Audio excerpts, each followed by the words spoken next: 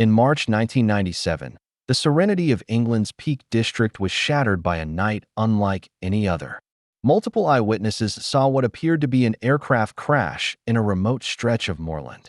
Emergency teams launched a massive search operation, but no wreckage was ever recovered. What really happened that night? And why has the official story never quite added up? This is the strange and unresolved story of the Howden Moors incident, a case that still fuels speculation, suspicion, and conspiracy to this day. In the quiet control room of a Clesfield police station in Sheffield, the night shift had just begun when a call came in from an elderly woman living in the village of Stannington, just outside the city. She reported something deeply unsettling, an unusual light gliding through the sky. She described the object as cylindrical in shape, lacking any wings or visible propulsion. Even stranger, it emitted a fiery orange glow that flickered like open flame. She'd seen it moving slowly in the direction of the Shire Brook Reservoir. The police noted the call, but with no immediate threat and media reports already buzzing about the approaching Hale-Bopp comet, her report was initially dismissed as a possible misidentification. But then, just 15 minutes later, another call came in, and this time, it raised eyebrows. Two local farmers near the village of Bolsterstone reported seeing a strange, low-flying object shoot across the sky. Moments after it vanished beyond a distant ridge, a bright flash lit up the horizon, followed by plumes of smoke rising into the cold night air. They believe the explosion came from a desolate area known as Marjorie Hill. This second call prompted the duty sergeant to reconsider the earlier report. Before they could act, more calls began flooding in, each more bizarre than the last. Two women, Sharon Aldridge and her friend Joanne, had been camping near the reservoir to catch a glimpse of the comet. As they watched the clear night sky, an ear-splitting buzzing noise filled the air. Then, without warning, a massive black object rocketed overhead. It was descending rapidly, too fast to be a plane, and with no identifiable lights or markings. Frightened, the women abandoned their lookout and raced to find a public phone, convinced they'd just witnessed a plane crash. That same moment, just a short distance away, gamekeeper Mike Ellison and his wife were watching TV in their cottage when a thunderous boom rocked the house. Rushing to the front door, they saw nothing in the sky, but a steady orange glow pulsed over the distant hills near Hope Valley. Their neighbor had seen the same thing. All three were sure something had gone down. By 11 p.m., the reports had reached a critical mass. Chief Inspector Christine Berry, the duty incident manager, made a decisive call. South Yorkshire Police would initiate a full-scale emergency response, treating the situation as a possible aircraft crash.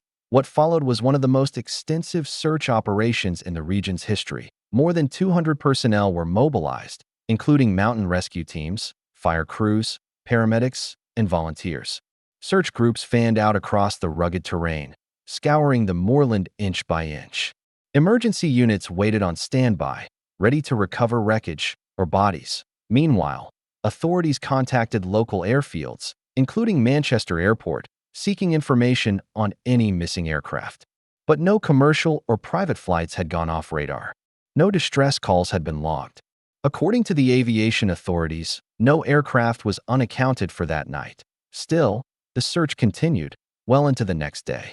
But by 2 p.m., with nothing found, no debris, no fire damage, no bodies, the mission was called off.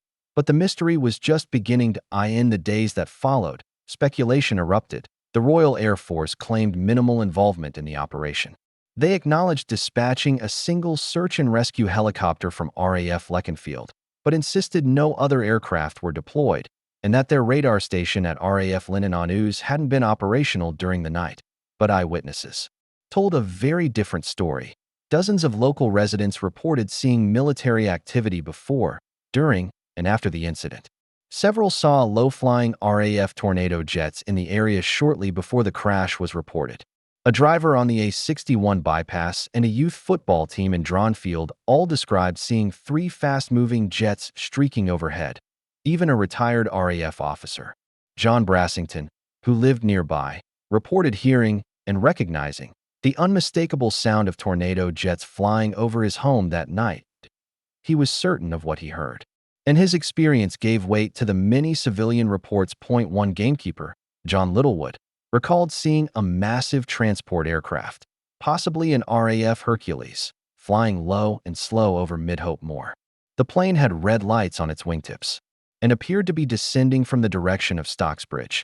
This begged a disturbing question. If the RAF really had no knowledge of the event, why were there planes in the area?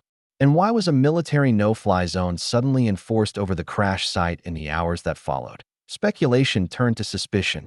Some believe the RAF had secretly been pursuing an unidentified craft that night, one they might have even forced to crash. Others thought the downed object was a military aircraft itself, and the cover-up was designed to hide a classified mission gone wrong. One theory pointed to drug smugglers. The vast moorland, with its limited surveillance and proximity to major cities like Manchester, was known to be used by criminal gangs flying in small, low-profile aircraft. Could a drug drop have gone wrong? This idea gained traction when reports emerged of a man found near Ladybower Reservoir suffering from severe burns. Rumors swirled that he might be a downed pilot or a survivor from a crash. Police, however, stated that the man had attempted self-immolation in a suicide attempt and had driven himself to the location seeking help. No further evidence was provided. Still, the conflicting accounts and the sudden shutdown of the search raised doubts that have never fully been resolved. Adding another layer of mystery, records from the British Geological Survey revealed something extraordinary. 2 seismic events were recorded near Howden Moors that very night. These tremors were consistent with either a large object impacting the ground or the sonic boom of high-speed aircraft flying at low altitude that if nothing crashed. What caused those seismic spikes? Some witnesses remained convinced that what they saw that night was not a traditional aircraft at all. According to them, it lacked wings or standard lighting and emitted an eerie glow unlike anything seen before. Had the UK military encountered something not of this world? While most official narratives dismiss the idea of extraterrestrial involvement, the timing couldn't have been stranger. The United States had just begun releasing cockpit footage of military jets intercepting unexplained aerial phenomena, sparking renewed interest in UFOs around the world.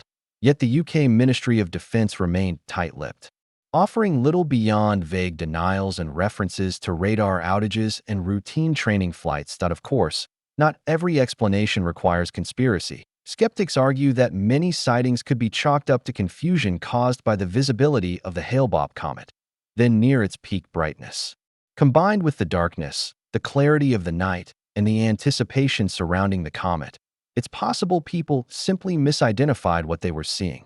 Others suggest that a small private plane could have crashed into one of the region's 13 large reservoirs or been swallowed by the boggy moorland.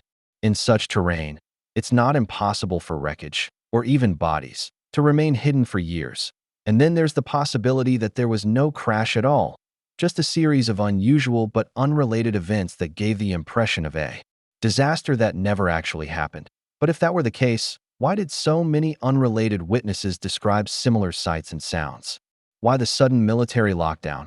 And why, after all these years, has the RAF never fully explained their presence in the area? The Howden Moors incident remains one of the most compelling unsolved mysteries in modern British history.